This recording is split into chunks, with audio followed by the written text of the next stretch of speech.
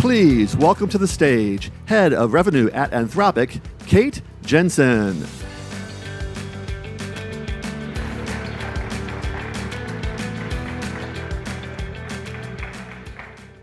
Good morning, everyone. Thank you so much for being here today. I'm Kate Jensen, the Head of Revenue at Anthropic, and I am so excited to welcome you to the future of finance, powered by Claude.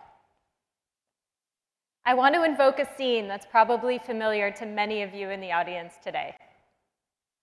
You're 3 coffees deep, it's 3 a.m., you're furiously checking that last model, you have 100 tabs open, you have a 5 a.m. prep call ready for a 6 a.m. client call.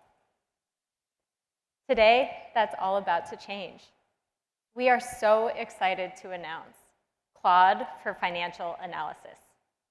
This is the industry's first unified intelligence layer that transforms how financial professionals will work with AI. Now you will have a virtual, first-class virtual collaborator powered by AI that will help you to get your work done better and faster. What this is a tailored version of Claude for Enterprise. It's specifically built for financial analysts, and it's equipped with the nuance, accuracy, and reasoning that you need to handle the complexity of your work. Since 2021, Anthropic has been building AI systems that are helpful, harmless, and honest. At our foundation is safety and trust, which is exactly what financial services companies need. When you're managing billions in assets, good enough just isn't good enough. AI is transforming every industry, and nowhere is this more prominent than in financial services. The complexity of modern markets, the velocity of information, the sheer volume of data that you need to process, it has reached a point where human intelligence alone, no matter how great, just isn't good enough. From speaking with many of you, our customers, we're hearing that the world is bifurcating. There will be 2 types of investment firms: those using AI institutionally, and those who are losing their top talent to competitors who are. Over the past year, we have been partnering with leaders who are breaking new ground across every segment of the financial industry. The teams at Bridgewater have been using Claude since 2023. This is to power their investment analyst assistants, which solves complex models. Their CTO tells us that Claude is really powering their efforts to push the boundaries of what's possible. Down in Australia, Commonwealth Bank is making a massive bet on AI. Their CTO, Rodrigo, sees our partnership as the foundation of their global AI strategy. And here in New York at AIG, Peter tells us that they have completely reimagined underwriting with Claude. What used to take weeks is now taking days. Timelines compressed more than 5x. And accuracy has gone up from 75% to 90%. Underwriters can now serve their customers better and faster. Now, the solutions we're sharing today, we didn't create alone.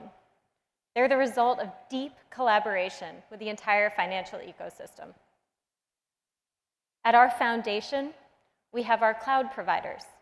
AWS and GCP provide secure, scalable infrastructure that financial institutions demand.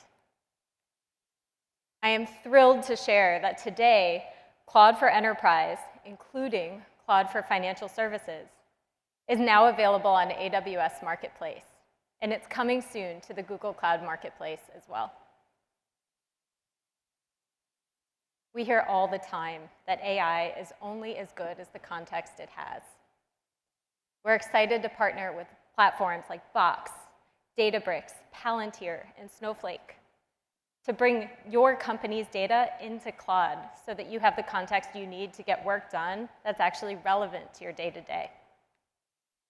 And today, we are especially excited to announce new integrations to critical external market data sources for informing your most important financial decisions.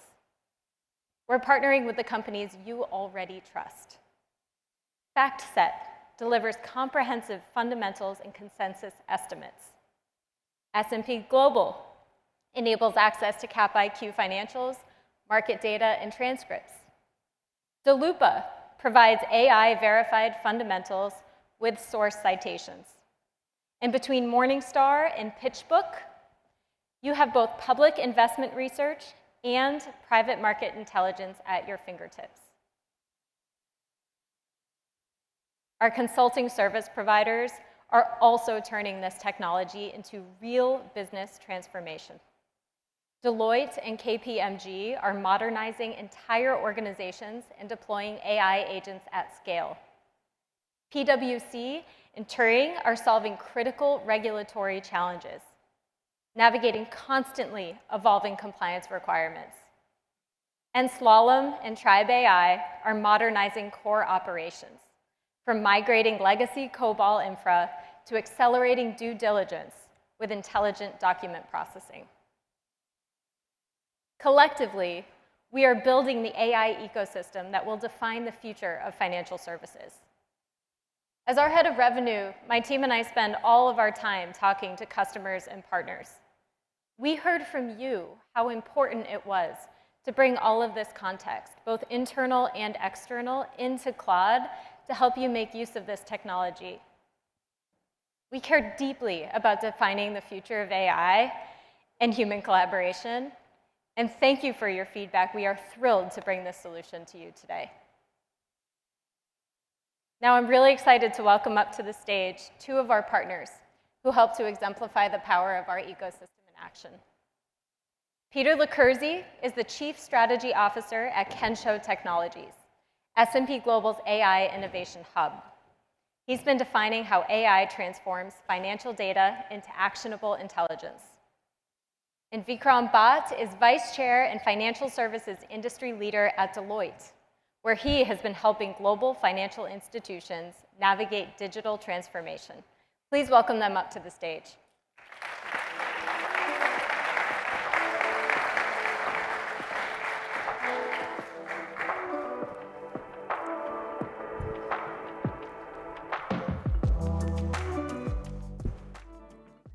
Did you pick that song? Yes. I love it. Yeah. It's actually in my rider. I love it. Thank you so much for being here. You have both been instrumental in shaping the frontier of AI adoption at your companies. From your unique vantage point, Peter with data and intelligence, Vikram with implementation and transformation, what's the one breakthrough that you've seen that has really created an aha moment at your companies? So, yeah, for me, it's really adoption. I've spent the better part of the last decade trying to get financial services companies to adopt AI, and we've had some really great successes with traditional machine learning. I would say in the world of generative AI, that conversation is very, very different. It's kind of how can you serve us as quickly as possible the data that is in a format that is optimized for these large language model use cases for generative AI, and how can I make sure that the data that you're providing is trusted, that it's accurate, that it's kind of foundationally a part of the workflows that we've always relied on. And so I think for us, the big kind of surprising thing about generative AI has just been the speed of adoption, the rate of adoption. It's been very influential in our roadmap. The products that we've kind of foregrounded for us, our LLM-ready API, which is the data behind what we've done with MCP, we've seen like enormous traction with that. Our clients want to make sure that when they're interfacing with this technology, that they can rely on trusted data and data in workflows that are already existing that they can then automate and optimize with large language models. And so that's really been a huge surprise. It's going into these client conversations and not saying, okay, but here's what AI can do. Here's the kind of magic that you can unlock. They already know that part. It's now how can we truly make our company or institution or group an AI forward group, and also make sure that we can trust the outputs. And for that, you need trusted data. So that's kind of been the big thing that we've noticed. And Vic, what about you? As you think about bringing this technology, what are those aha moments that get people to really adopt it? We have really an AI-first strategy in everything we do. Some of it is internal. In every service that we are starting to embed AI, kind of front to back. On the client side, what we're seeing is there was an initial focus on productivity as a key theme of value through AI. But what is really happening is that is expanding to, can we develop new products based on AI? Can we reimagine distribution? Can we reimagine front-to-back processes? It is really changing the conversation from a pure productivity as a value driver to revenue generation. Can we do better risk and control? Can we drive more employee and client experiences? So as the appetite and the aperture of value has really expanded, it has really brought AI into everything that does and every piece of the client organization. I love that. And we'll start with you this time, but what do you think you need to do differently as an organization to make sure that you're really capturing that full value, not just adopting the technology? Yeah, so I'm probably going to give an incorrect, non-political answer. In financial services, we are a highly regulated industry. Everybody knows that. So the real challenge is in this battle of, I'll say, innovation and risk management. How do you coexist in a manner that there's not 20 checkers for one doer, and the equation is actually flipped, that you actually have more people driving innovation across your organization, and you work in coexistence with your audit teams, with your model risk teams, all the other players that are necessary in order to get adoption successful. The other example is that AI-first strategy that I mentioned. I think more and more clients are actually saying, AI is not just about driving 30 to 50% productivity in the CIO organization or anywhere else. It is really about changing the way we do business. And to do that, how do you actually bring the humans? We have this philosophy of humans and machines coexisting in the age of AI. And how do you drive the human change at speed and scale together with the pace of change that's coming through AI? How do you think you do that? How do you get them to coexist and adopt at the same time? I think it is not one answer. There's a number of different levers that one can pull in order to drive that. For example, some organizations have done executive academies for the top 300 executives, really drive training. Some are doing hackathons to really think about certain processes or value streams that they can completely reimagine. There is, complete AI academies and trainings that are being pushed forward for developers, but also for general users. So it's not one lever, I think, in the end that's going to drive the speed of human adoption of AI. It's a number of things that need to be done together. Love that. Peter, what about you? What do you think people need to do differently and institutions need to do differently? Well, I think that honestly, it comes down to, and I think Vikram touched on it. It's kind of a culture thing, and I think that a lot of that culture does have to be top down, right? You have to have your leadership teams really buy in to this concept of AI first. I totally agree with that. I think. But part of that top-down is to also embrace the fact that in many of these organizations, innovation's coming from the bottom up, right? People who are in the trenches doing day-to-day work are surfacing amazing ideas, not just for productivity, which I think is oftentimes the focus, but for huge expansions of revenue opportunity. I think that's absolutely correct. I think that it's kind of changing a mindset around innovation. And I do think a big part of that is understanding, especially in our space, there are going to be workflows where being maybe a little bit less risk averse is really important. And being able to create that room for experimentation is going to be really important. I mean, certainly for us at Kensho, right, we've been able to have that room, and the way that it works for us is that we kind of operate somewhat independently, and as a result, we kind of have a little bit more room to experiment. But then, crucially, it's also understanding where those boundaries are and where that risk is unacceptable. And that's, I think, where, for us, we've also seen an enormous benefit in having S&P's trusted data as our kind of foundational core competency. We've been on this journey creating this grounding agent where, for us, it's ensuring that when a large language model is interfacing with our data, that we're taking responsibility for automating where in our entire data universe we're going to pull and query those data sets, and then surfacing that data with citations. And so it's both, right, enabling experimentation, but then also making sure that your responses and whatever the output is truly grounded in verifiable fact. So I think there's a balance there, and creating that trust is something that's really important to us.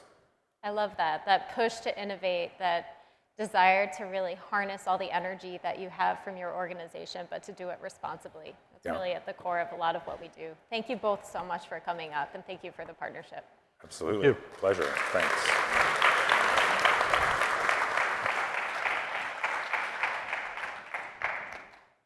And now I'm thrilled to welcome up to the stage my colleague, Nick Lin, who leads our product for Claude for Financial Services. Thank you all.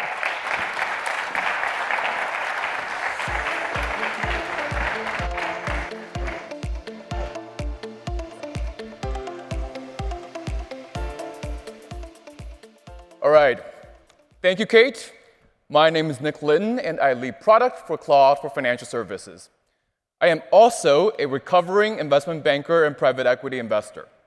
So I was the analyst Kate mentioned, frantically trying to debug the model at 3 a.m. while building the pitch deck, running on no sleep. That's why I am especially excited to share what we've been working on. As Kate mentioned, we're announcing the Claude Financial Analysis solution, Anthropic's first offering built specifically for finance. Our solution is built on 3 main pillars of what comprises of an agent. First, the models. Now, something I always think about is that the models we interact with today are the worst they will ever be. Even so, Claude today is not just state-of-the-art for code. Claude has been specifically trained for finance domain knowledge and excels at tasks like data analysis at scale, financial reasoning, and even Excel manipulation. Now, the research product flywheel is a critical part of Anthropic's strategy. We firmly believe in working with customers like yourselves to really understand where the models are working, where the gaps are, and to borrow a term we use internally, hill climb, to improve the next generation of our model capabilities. The Finance Agent benchmark, published by our friends at Vals.ai, has picked up a lot of traction in the industry and is well representative of many financial reasoning tasks. You can see Claude Opus and Sonnet far outperform competitors. Similarly, Claude is also very capable of actually doing the work. One of our partners, Fundamental Labs, has built an Excel agent called Shortcut on Opus. This agent was able to pass 5 out of 7 levels of the Financial Modeling World Cup competition and scored over 83% accuracy on complex Excel and financial reasoning tasks. Again, far outperforming competitors.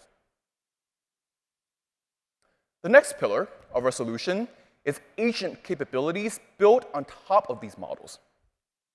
Now, model intelligence needs to be translated into something that's actually useful for humans. Claude's agentic capabilities are flexible and composable, and really aim at solving the core problems you all work in every single day, including building multimodal reports like pitch decks, investment memos, analyzing and visualizing data like benchmarking analyses or stock price and volume charts, and natively reading and writing Excel and PowerPoint documents. I'm excited to announce that for the very first time, these expanded output capabilities are now in research preview, exclusively for select customers of our financial analysis solution. We've also expanded usage limits to really support the deep work analysts work in every single day. And we've integrated Claude Code to support use cases like analyzing much larger data sets, Monte Carlo simulations, and risk analyses. Finally, the model intelligence and agent functionalities are delivered through our very flexible platform.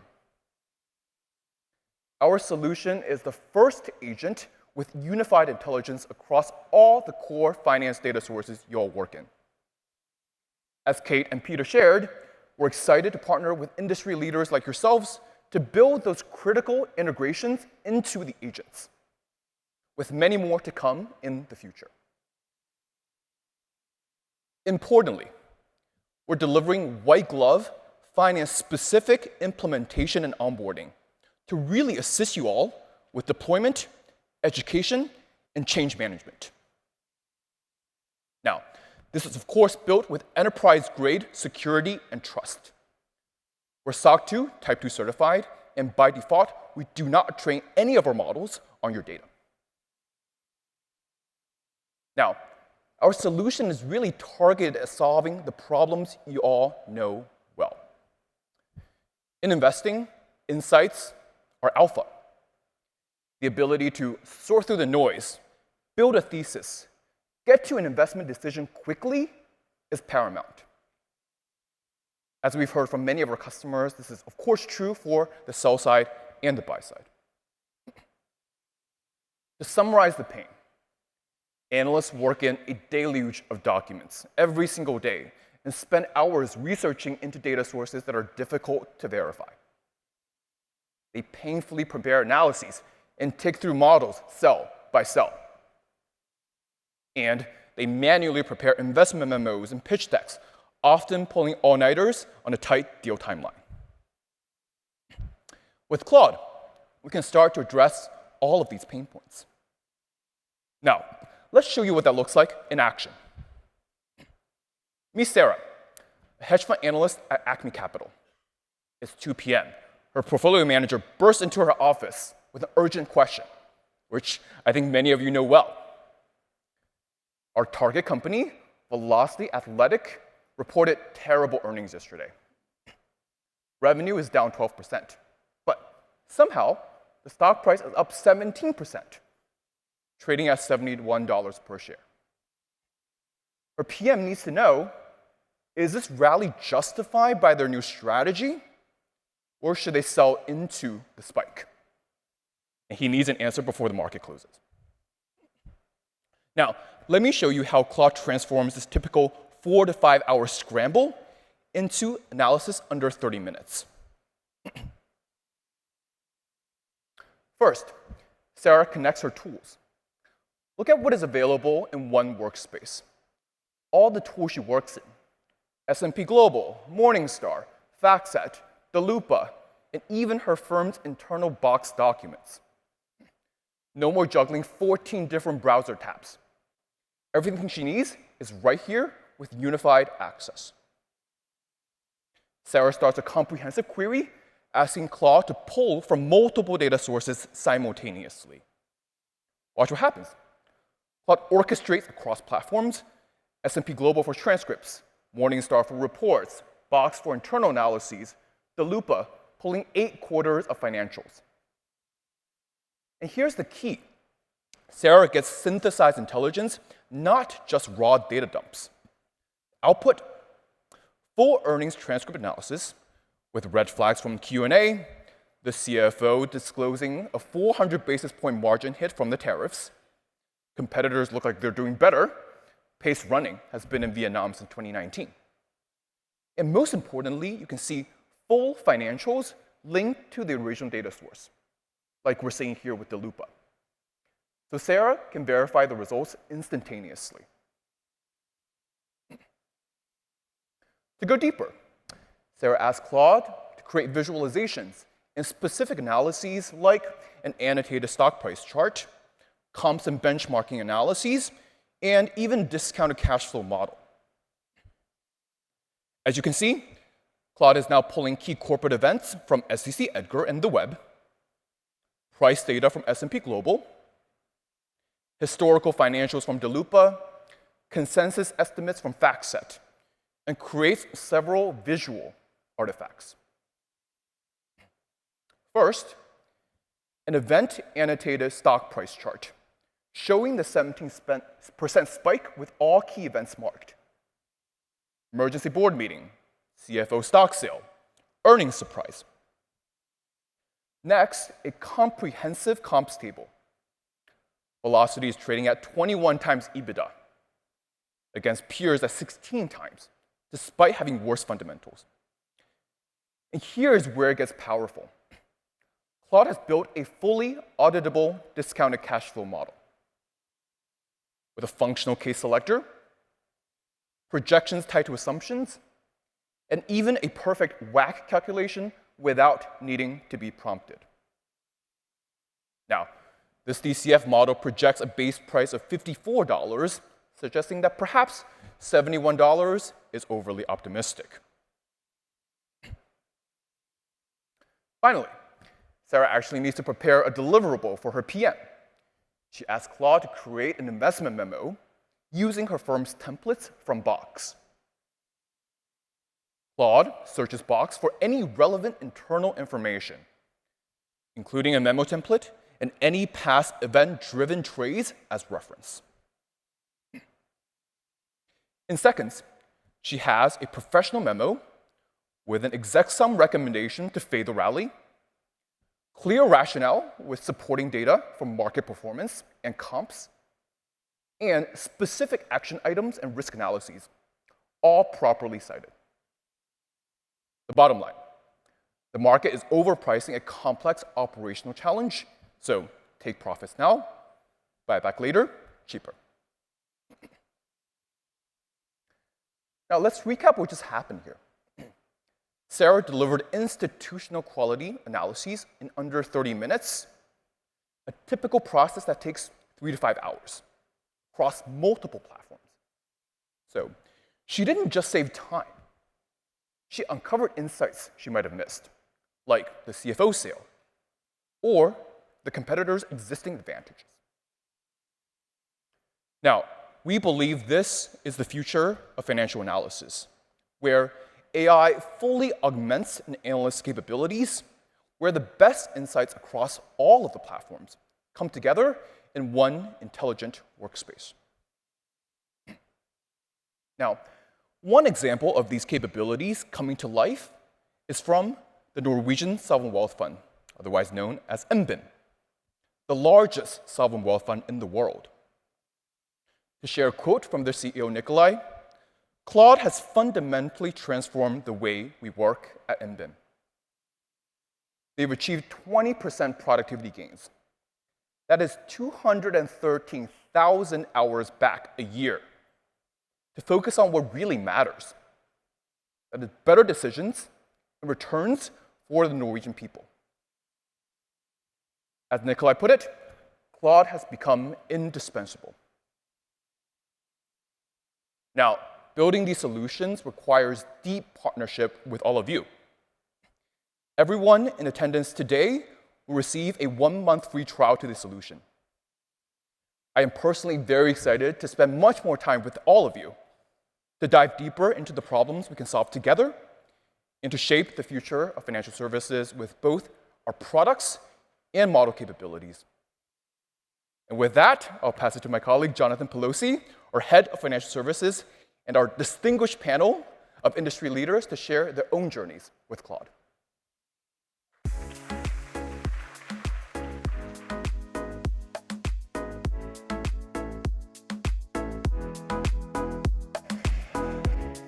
Thank you, Nick. And to the DJ, well, I didn't choose that song. I love it. Let me put these down. And thank you to everybody for joining us. Hopefully, you get a sense of why we're so optimistic about being able to support every one of you and every one of you dialed in on all of your tasks as it relates to financial analysis. But don't just take my word for it. I've got a much more impressive panel that can speak to what they're doing with this type of technology and how they're doing it.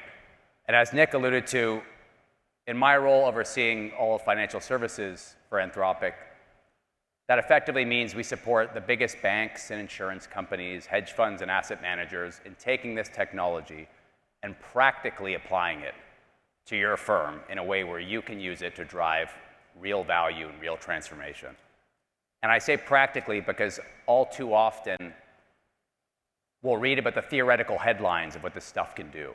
And you're like, oh, it'll transform the way we work and it'll improve productivity by 50%. By the time my team and I sit with you, we often pull back the layers and say, well, how do you actually make that happen? How do you actually tailor this to your organization? How do you actually work on change management, getting these individuals comfortable with using this technology? Those are the types of things we obsess over and the types of things we're excited to chat further about. So with that said, I'm going to call up my esteemed panel. If you could come on down and give them a chance to introduce themselves.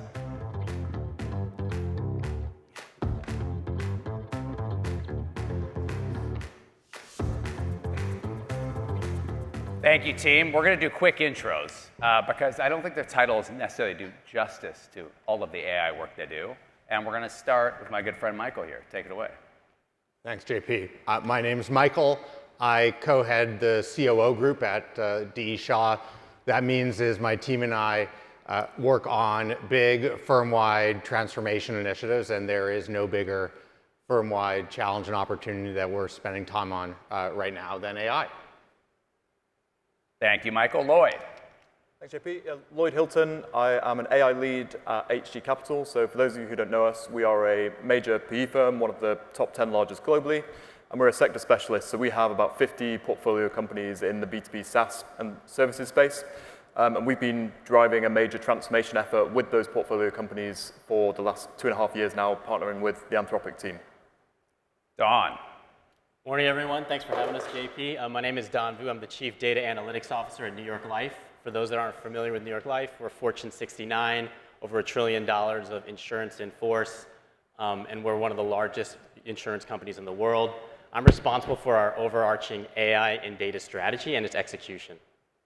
Thank you, Don. And Frode, last but not least. Yes, so my name is Frode. I'm part of the Norwegian Sovereign Wealth Fund. We are a $2 trillion sovereign wealth fund and 70% equities, 30% fixed income and bonds. And we are only 700 employees worldwide. So we have a single owner, the Minister of Finance, who represents the Norwegian people. And I'm part of the team here in North America that manages the bulk of the equity assets. Thank you, Frode. Frode and I were chatting earlier, and I think the stat has to be true that per employee, no organization manages more money on earth than MBIM. So it's an impressive stat indeed. And for those in the audience, we'll have a chance for you to ask questions as well after I ask a couple to the panelists. So keep that in mind. We're really looking forward to hearing from you as well. But let's start. The AI investment thesis. Naturally, you're big organizations, complicated firms. At what point did this decision to go all in and do this at like a firm-wide level take place, and who drove that? And for this, we'll start with Frode. I'm curious to hear from you. Yeah, sure. So, I mean, our AI strategy is really to be a leading user of AI in investment management. And that just means embedding AI into everything I do, I think, in a responsible way. So that means creating efficiency gains, reducing costs, enhancing returns, and really improving risk management.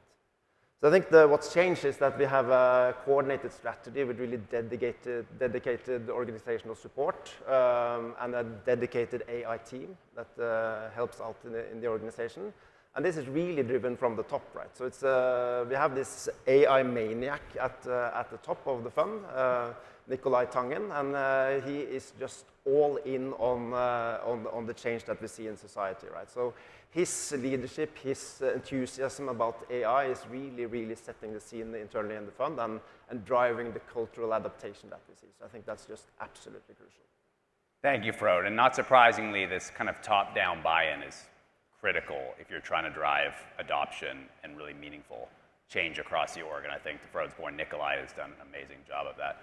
Lloyd, how about you as it relates to your firm, both internally and with your portfolio companies? Yeah, so I mean, I think the top-down buy-in really resonates for us as well. So although we are investors, a lot of our leadership team are sort of technologists and engineers. So very early on, I think we sort of recognized that this was a platform shift. A lot of HG's success has been predicated based on helping our portfolio companies navigate the sort of on-prem to SaaS platform shift. We've also been investing in AI for a while, so we have a central data team. We actually had access to GPT-3 back in 2021. So we've been experimenting with this for a while, and I guess when the early LLMs were sort of launched around 2022, 2023, we realized this was a pretty major opportunity. I think for us, though, people find conviction at their own pace, and what really helped was we ran an event in Silicon Valley, so we worked with the Anthropic team.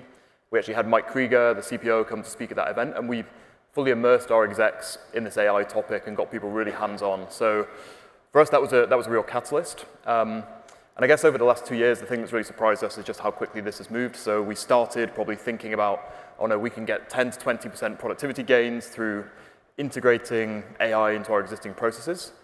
What we're now really focused on is fully transforming our portfolio companies with AI, and we think that there's going to be a huge amount of value upside for us and for our portfolio companies through doing that. So that's really where the focus is now. And we've kind of replicated that same approach. So we got that top-down buy-in centrally for HG.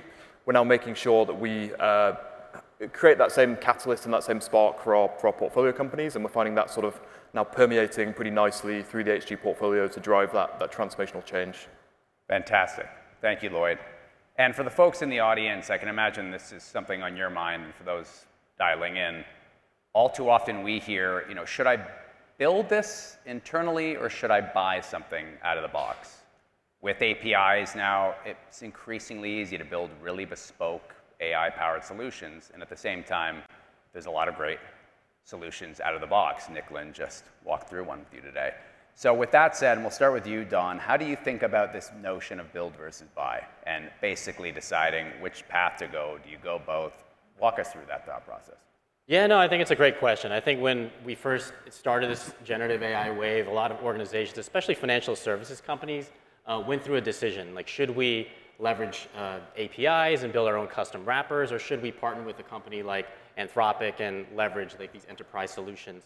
There's obviously trade-offs with those. I think for us, we were actually very intentional that continue to iterate on the UI layer and all these different sort of capabilities like Canvas and things of that nature, connectors, et cetera, it was going to be really challenging, right? I think companies like Anthropic are just moving at such incredible velocity with respect to innovation.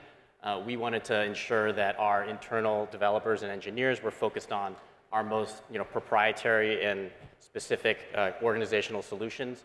So for us, it made a lot of sense to more so partner versus try to build our own custom ones. And let's leave like the custom integrations and solutions for those things that are really important for us competitively. Thanks, Don. Michael, how do you guys think about that at D. Shaw?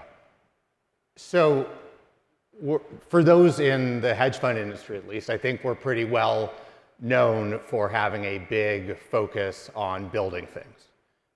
We hire amazing technologists, and we give them the opportunity to build great things. And so the instinct when something comes along for us is to build the best version of it ourselves. But resources aren't infinite, and with great people comes big opportunity cost. And so we always think hard about build versus buy. What I think is different this time, and I think Don alluded to it, is the speed at which the technology is changing. And with that speed comes a different balance between build and buy.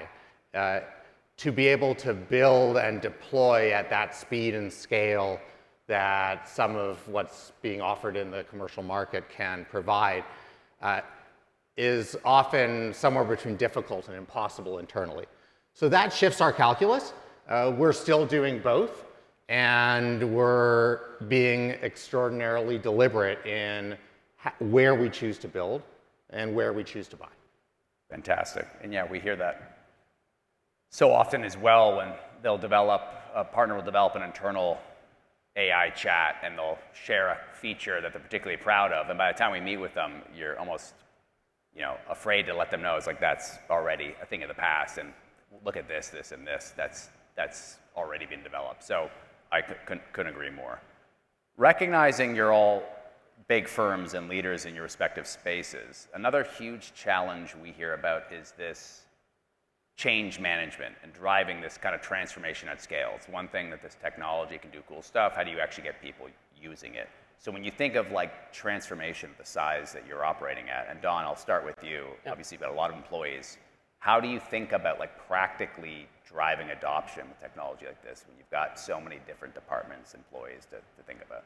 Yeah, no, for us, our AI strategy's been pretty everything, everywhere, all at once. So we actually treat our AI strategy as a portfolio of initiatives. So I think we started with like a lot of folks on targeted use cases specific to workflows or certain business domains. We had measurable value in production, and that was great. We certainly realized that we wanted to raise the floor and the ceiling of our aspirations by really democratizing and empower all of our employees with AI tools. And so there's multiple tools that we're really leveraging to do that. And then we're actually also focusing on reinvention. So like business leaders at the top are really looking at each of their respective domains to understand how AI, agentic AI, and these new paradigms can actually help us re-anchor our aspirations of how we can transform and the velocity for us to do it. And so for us to do that, I mean, again, very, very pervasive, tons of hands-on training and hackathons, all these different things that you actually have to do, like get in the trenches to really help people understand what these possibilities are. There's mindset shifts that are related to that I think maybe we'll touch on later in the discussion. But it really has been kind of a full court press that's complemented by both a top-down commitment from our CEO and his executive leaders, but again, this bottoms-up sort of empowerment that goes alongside that. Thank you, Don. And Lloyd, you have a bit of a different challenge, and you're working with the employees internally, but also, of course, the portfolios that you support. So how do you guys think about scaling this and driving that transformation at the portfolio level, realizing that's a lot of different companies you got to help train and educate? Yeah, for sure. So, I mean, I think a lot of what you said resonates, Don. So we have 50 companies, about 120,000 FTE across those companies. All of our companies look a little bit similar and mostly, verticalized software platforms. So what that's enabled us to do is really sort of bring transformation at scale to that group. So that starts with a central effort from HG. We have 20 AI specialists internally, supported by about 150 or so kind of contractors and close partners. And we've been really driving that central change across the portfolio. It's also allowed us to experiment with lots of different tools, lots of different initiatives, and really see what works quickly across that sort of laboratory and understand what the best processes are. But I think the top-down point has been absolutely critical. So we've been kind of systematically working with each of the leaders of our portfolio, getting them engaged, getting them hands-on. And then there's also, the piece I'd add is that we're really trying to be disruptive in the way that we think about this. So rather than retrofitting existing processes and adding some AI, we've re-engineered a lot of our functions. So if I take software engineering, for example, on average across the portfolio, we're now measuring about 30% productivity gains in software engineering. We have some companies who have taken their development squads down from 9 people to 2 people, so getting really material leverage. We have one company that's deployed 1,000 instances of an agentic software engineer, so they've kind of added 50% productive capacity to their engineering team. And that's the sort of reinvention that we're now sort of driving at across the portfolio. I should say there, what we're not doing is taking out any cost. What we're doing is then reinvesting in productivity, basically clearing down tech debt, and also building AI products. And that's the other key focus for us, where we're seeing a huge amount of transformational value through embedding the Anthropic API, but other solutions as well into our core software solutions. And that's adding material growth to some of our businesses already. Thank you, Lloyd. And on the topic of change management, this also comes up a lot. With our partners, how do you think about hey, this technology, there's a lot about it that scares me, and my employees might interpret this as something that could do their work, and how do you toe the line there in empowering them to use it, while also recognizing that there's some fear on, is this going to kind of do my job for me? So we think about like the cultural implications at the firm, and how do you make this a part of the culture? And so Fro, this one's for you, because I think MBIM's done a masterful job navigating this. How do you, and I guess starting from Nikolai, but as you as a senior portfolio manager in your teams, how do you see this fitting into the culture of the firm and becoming just a core part of how you guys operate?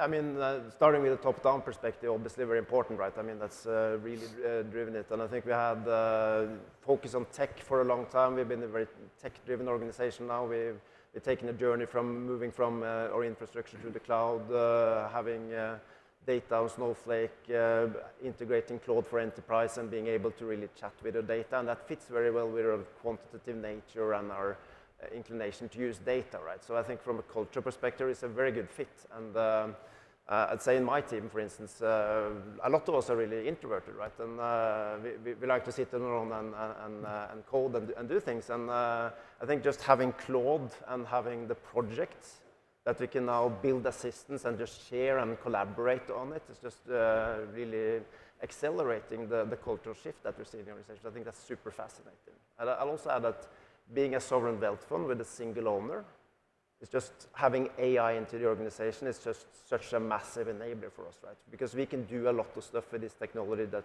others just can't, right? Because we're not hampered with, client and customer dynamics. So we have a really open and lean organization with a collaborative culture, and we're just 700. So this is just fascinating.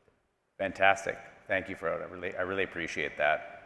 This idea of like demystifying what this technology is all about at the individual employee level is so critical, because so quickly you can address those concerns or fears at a cultural level, because very quickly they say, oh, this is just a great assistant, if you will. It's a great partner when I wake up and I start my role in helping me do my work more effectively.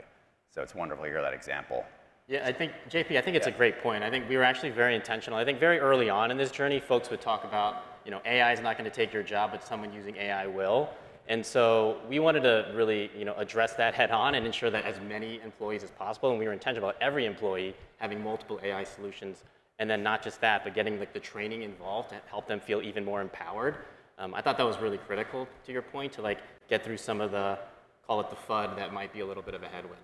Awesome, thank you, Don. Yeah. And oftentimes I'll laugh, because even when partners ask, how do I train, how do I build these curriculums to drive adoption, I'll pause and I'll be like, ask Claude.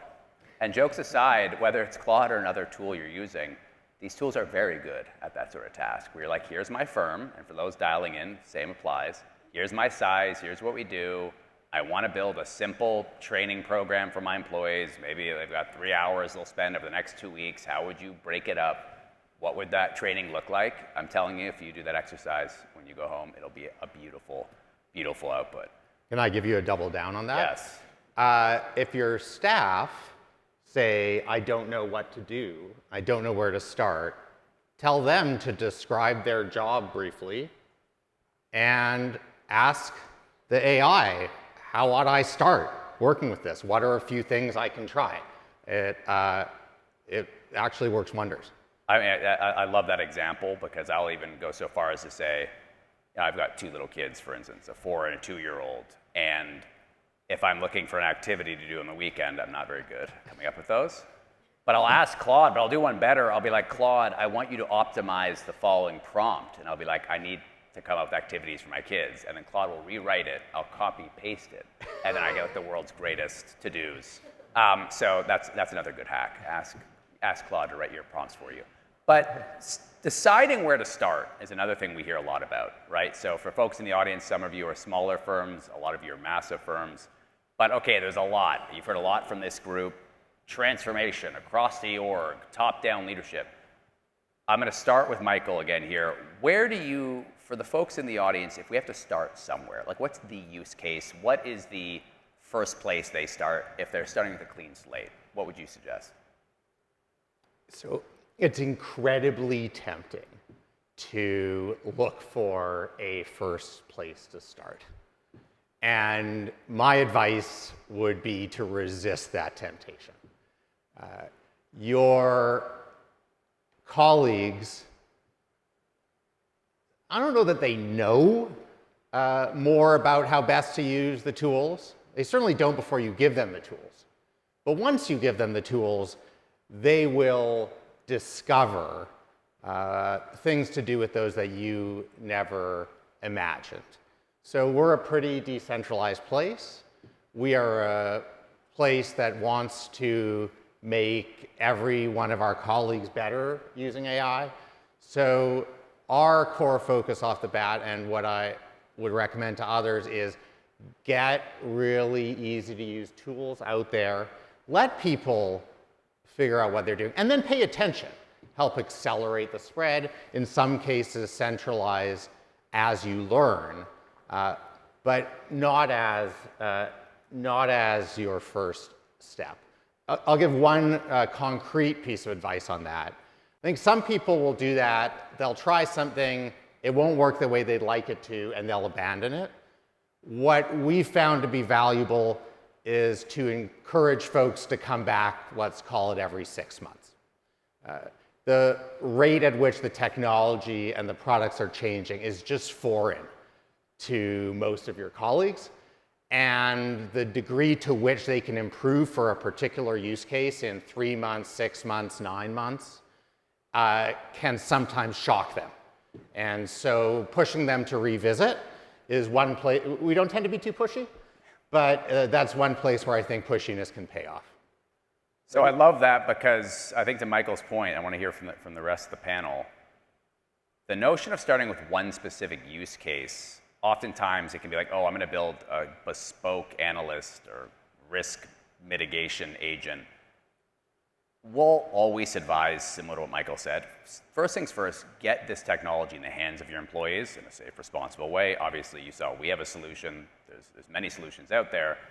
And that should almost always be step one, because so often, and I imagine this is true for everyone in the room, it's only when you start using this stuff, and honestly, that's true in your personal life, it's true at work, that you really start to see what it's capable of. I'm going through a process today. I just bought a new house. I'm getting home insurance. I don't know when the last time you read a home insurance policy was. They're brutal, and they're like 400 pages. And I get these 3 policies, and I'm like, even distilling the difference between coverage and umbrellas and all that, and I work with a lot of insurance companies, so I should know all of this. I just uploaded to Claude. I'd be like, give me a breakdown of like what I'm looking at here. And I'm sharing this as an example because those same aha moments, and it gave me a wonderful answer, the fastest way to create them is to give your employees access to a tool like Claude, and there's other tools out there, but just to get it in their hands in a safe and responsible way is huge.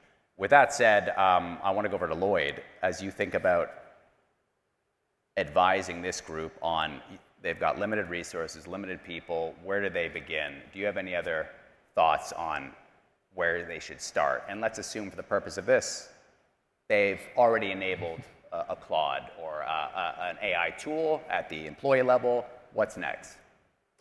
Yeah, so I was just going to add onto Michael's point. I fully agree with revisiting the technology every 3 to 6 months. The other point I'd add is really investing in your sort of prompt engineering or context engineering. I think there's a massive difference between a sort of average user who puts a kind of a lazy prompt into Claude versus someone who really thinks about that context. So I think finding those people who sort of become power users in your organization and just have a sort of natural intuition for that can really help to accelerate. If you put those people up as AI champions, that can really drive a lot of change. I guess on other use cases, once you've gone with broad enablement, I mean, the way we think about that is looking at those kind of high friction tasks where people do a lot of mechanical processing that are quite repeatable, that are using structured data. Those are often sort of perfect candidates in your organizations for something like Claude. So for us, for the really critical decisions where it requires a lot of sort of careful thought and system 2 type thinking, we'd maybe use Claude as more of a sounding board. But for a lot of those sort of mechanical tasks that happen in all of our organizations, it's kind of using Claude plus other automation tools to really drive transformation of those processes is how we think about it. Awesome. Thank you, Lloyd. And one of my favorite questions to ask, so I'm obviously going to ask it here. For the purpose of the audience, all of you have a lot of experience. You've kind of gone through this. You've applied it in your organization. You've seen a lot of what works and a lot of what doesn't. I'm going to start with Frode. Knowing what you know now, if you could do it all over, what's one thing you would do differently? I don't know about what I would do different, really. I think in MBIM we really nailed it in terms of getting it. I think it's just maybe just start even before, right? And start earlier. Faster, right? I mean, that's what I would say. You know, this is something you just have to lean into and take on. So I think move fast and make mistakes, learn from them, and move on is really the key takeaway. And I think if anything, it's just speed here. Thank you, Frode. Don, how about you? Yeah, I'll lean into the do more faster bit, but I think one thing we haven't touched on that I think that we focused on, but looking back, perhaps we could have focused on earlier, was this notion of it's a true like mindset and culture shift. We talked a lot about democratization and like a tool rollout, but certainly this is more than just like rolling out tools and giving people access. It's like giving everyone in America a treadmill and expecting like heart disease to be cured. What we were very intentional about is understanding that this is actually a mindset shift as well. So I think a lot of people look at like a Claude or a ChatGPT, they see a text box and like, oh, this is like Google. I should just like put in one question, I'm gonna get back an answer, and then I'm kind of done. I think the reality is this technology is really designed to be more like a human. This truly is a companion and a co-pilot, however you might describe it. And so having a bit of a mindset shift and actually helping folks understand that, I think is really critical. We've been really intentional about partnering with folks from the outside to help our executives, especially on that journey. One analogy we've used is, you know, if you're going to Costa Rica with your family, you could go to Google and ask for some recommendations, or you could just prompt Claude or ChatGPT and say, hey, you are the Costa Rica prime, head of tourism. I'm going to Costa Rica with my family of 4. My kids are 10 and 12. One likes surfing, the other one likes wildlife. Can you come up with a customized itinerary? And so that's a very different sort of paradigm between those two tools. And frankly, for most folks that first start to engage, that's kind of where they start. But we think it's really important to kind of help people on their journey. And if we could go back, we would maybe even started that even sooner. So. Thank you, Don. How about you, Lloyd? Yeah, I mean, I think I'd echo Frode. We are running at this very fast at HG, and I like to think we're sort of ahead of the curve. We were building our first AI products back in 2023, but if I could say one thing, it would be run even faster towards this. Just the exponential rate of improvement of models and the ecosystem that's developing around that is frankly unprecedented. So yeah, I would have said run even harder, even faster. Michael? So we're pretty relentlessly data driven, and one thing we do is we look at the usage intensity across the firm, and what you see is a log normal curve, something like this. And the theoretical underpinning of that is it describes processes that are roughly the more you use it, the more you use it. So they're multiplicative. And if you combine that with this bottom-up view, what you want to do is just encourage people to take more bites of the apple. So here are 2 things that I do to help make that happen. One, at a lot of my team meetings, I just make people do a lightning round of some strange AI thing you tried in the last week. It worked, it didn't work, but 30 seconds each. Share with the team. And 2, and this plays off something you said, the route to comfort and learning about how to use these at work doesn't have to only run through work. And often, people are more comfortable taking risk in their personal life. It's not as potentially embarrassing, at least in their minds. And so encouraging people to experiment there, I think, can pay off as much or more than encouraging them to take those first jumps in the workplace. Yeah, no, I could not agree more, and that's a huge, I think, benefit to driving adoption for everyone here today and dialed in. If I had to recap what we've talked about today, is enable. So give your employees access to one of these tools. Train. You don't have to be a master trainer or buy $1 million training program. You can work with some great partners, of which we've touched on a few of them today, And you can use a Claude to help you build a training program to give them baseline training. I'm not talking about 100 hours here. Baseline, how to prompt, how to interact with these tools. Measure. There's, to Michael's point, now I think he's doing it in a really great, natural way. Let's do a speed round. At Anthropic, you can imagine, it's like we are monitoring in a way, are you using these tools to do a better job? And like you're actually tracking that. Because whether or not you use them, it's making sure you hold your employees accountable for building that muscle and getting used to using it. I'll share a personal anecdote in closing, and Michael touched on this. Sometimes folks are more comfortable using this technology in their personal lives to see what's capable of them work. I have a 2-year-old son who has a lot of medical concerns. And in learning to navigate what his challenges were and what we could do for him, the hospital sent over 1,100 pages of notes from the NICU, from our neurologists, and it's very hard to make sense of all of it. So even when you talk to different doctors, they all give you different answers, and I took all of this and I uploaded it to Claude. I go, help me understand what's happening here. And I took that timeline, and I'm not suggesting Claude's a doctor by any means. I just took that timeline, 1,100 pages, by the way, PDFs, and I took it back to our doctor. I'm like, does this seem right? Help me understand what happened here and what I can do about it. And literally the doctor's jaw dropped. He's like, how did you come up with this? And I'm not sharing that story because look how great Claude is. I'm sharing that story because in moments like that, when it has such a meaningful impact on your life personally, you can see my inclination, irrespective of working in a company like Anthropic, to try using this technology in work goes up dramatically.